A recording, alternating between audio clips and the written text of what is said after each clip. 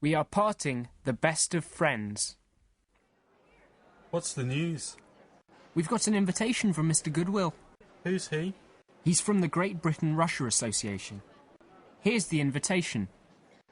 The Great Britain-Russia Association requests the pleasure of your company at the press conference on November the 24th, 7 p.m, House of Friendship, Congress Hall. RSVP. Press conference? What shall we do there?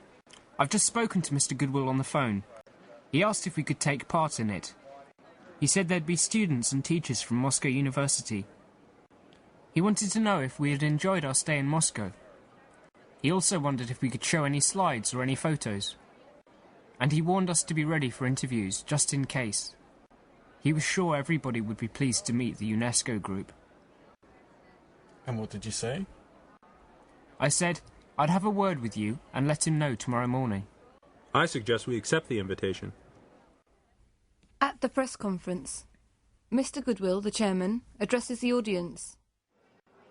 Ladies and gentlemen, on behalf of the Great Britain-Russia Association, it is my honour and duty to declare the conference open. International scientific and cultural cooperation improves understanding between peoples. It helps exchange knowledge. It serves the cause of peace. I think we should create a friendly atmosphere and give the floor to our guests. Who is the first to give a talk? Our journalist recorded some of the questions that were asked of the group. How long have you been in Moscow? Have you been sightseeing?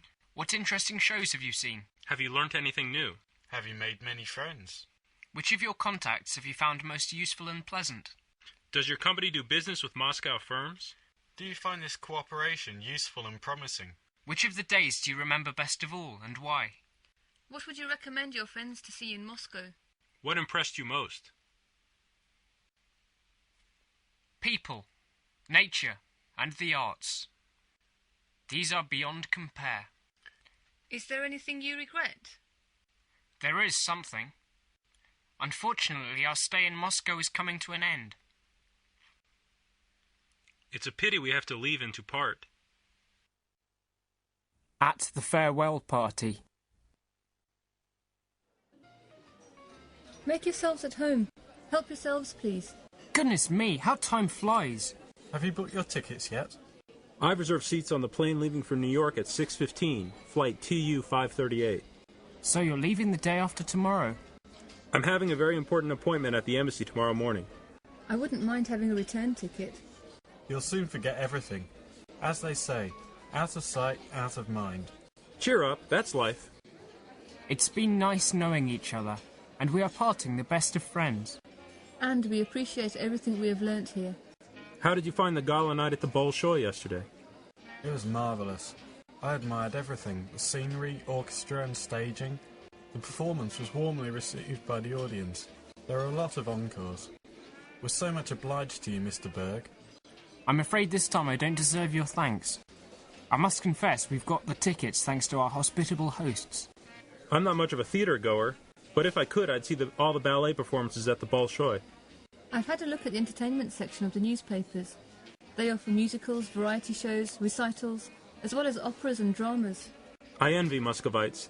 They've got so many opportunities to entertain themselves and develop their abilities. I wonder where our actress could be. Shirley won't be with us. Here's a letter from her. She told me to open it at exactly 9 p.m. What's the time? Well, it's just the time to read the letter. Dear Wesley, I'm far away now, in Edinburgh. At last, by a good chance, I've been invited to try the role of Mary Stuart. I had no time to say goodbye to you all. I hope you will forgive me. You will understand, I couldn't refuse the offer. I've been dreaming of it all my life. You remember once when we talked about Robert Burns? To keep you company, here's a recording of the song with his words for you. Let me propose to toast to our friendship. Good luck to you all. Have a good journey. Looking forward to seeing you all again one day. Sincerely yours, Shirley. P.S. Dear Wesley, I'll get in touch with you as soon as I'm through with the edition.